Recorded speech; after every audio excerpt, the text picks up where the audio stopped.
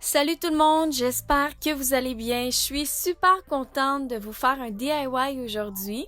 Donc en fait, je voulais vous faire une vidéo avec plein d'astuces pour les aisselles, mais celui-là m'a pris vraiment toute la journée parce que c'est la première fois que j'essayais ça et ça faisait des années que vous me demandiez comment faire une cire à épiler. Donc aujourd'hui, pour la première fois, j'ai décidé de fabriquer ma cire alors que moi, je suis quelqu'un qui me suis toujours rasée depuis vraiment beaucoup d'années. Mais je suis très satisfaite du résultat, donc je suis très contente de vous partager ça. La première chose dont vous aurez besoin, c'est du sucre. Moi, j'avais seulement du sucre à glacer. J'étais pas certaine si ça allait fonctionner parce que d'habitude, les gens prennent du sucre blanc ou de la cassonade ou différents types de sucre, sauf le sucre de coco à ce qui paraît, mais moi j'avais juste le sucre pour le glaçage et ça a fonctionné, donc je suis très contente de ça. Et vous aurez aussi besoin de jus de citron. À ce qui paraît, on peut remplacer par du vinaigre, mais il faut vraiment un ou l'autre et moi c'est avec du jus de citron que j'ai essayé. Ça peut être un citron frais comme moi ou du jus de citron acheté. Et on aura aussi besoin d'un peu d'eau, donc pour les quantités exactes, je vais les mettre sous la vidéo dans la barre d'infos.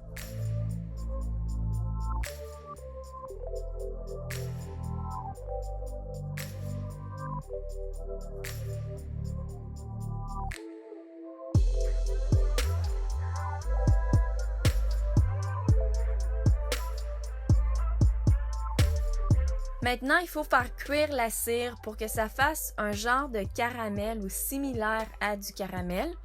On peut faire ça sur la cuisinière, donc dans une casserole, sur le rond, ou on peut le faire au micro-ondes.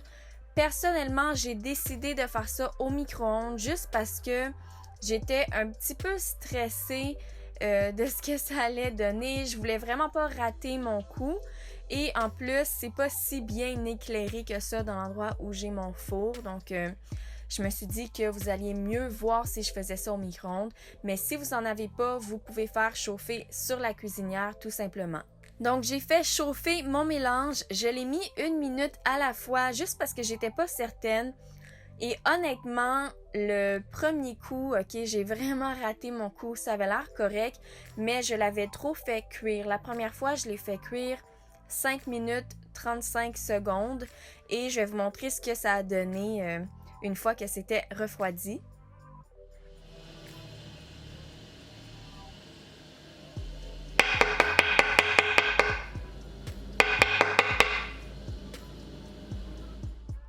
Donc comme vous voyez, c'était vraiment dur comme de la roche, donc c'est pour ça que la première fois j'ai raté mon coup, je l'ai juste mis trop longtemps.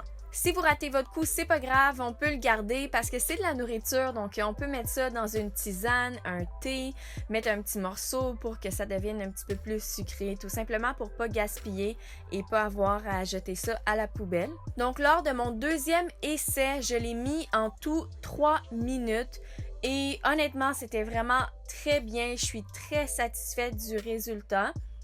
Peut-être que si je l'avais mis 3 minutes 15 secondes ou 20 secondes, ça serait correct aussi.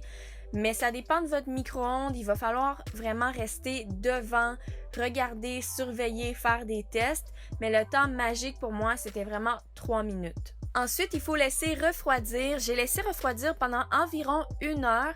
Et ensuite de ça, je pouvais y toucher. Faites attention parce que c'est sûr que ça va être très chaud si vous attendez pas. Et d'un coup, qu'on peut comme commencer à faire des formes entre nos doigts avec ça, c'est vraiment le fun en passant.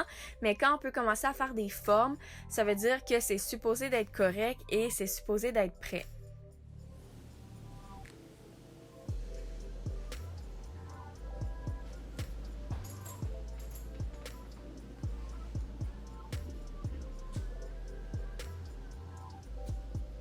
Oh, ça fonctionne, ça fonctionne! Ça fait un peu mal, mais ça fonctionne. Oh!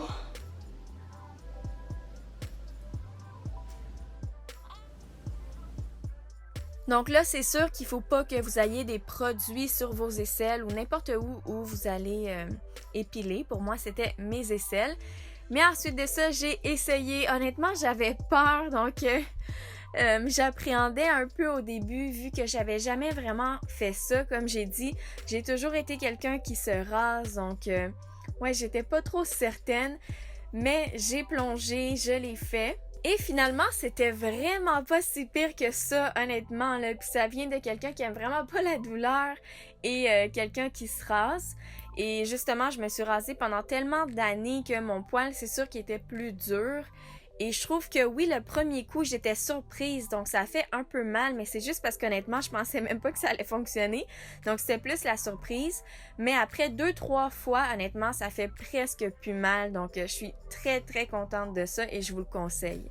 J'ai voulu essayer ça parce que j'ai commencé à avoir beaucoup de poils incarnés et j'ai des astuces à vous partager là-dessus dans une autre vidéo. Mais j'ai commencé à avoir des petits problèmes puis je me suis dit que si je commence à m'épiler avec la cire, je vais laisser une chance à mon corps de régler ces petites choses-là. Donc même si j'avais terminé d'épiler, on peut voir quand même que mes aisselles sont un petit peu foncées. J'ai des poils incarnés, des petits problèmes comme ça. Mais j'imagine que en commençant à épiler de plus en plus, ça va vraiment aider pour ça. Donc c'était tout ce que j'avais à vous dire pour la vidéo d'aujourd'hui. J'espère vraiment que vous l'avez aimé. N'oubliez pas de l'aimer justement si c'est le cas et de la partager. Puis nous on se revoit très bientôt. Bye!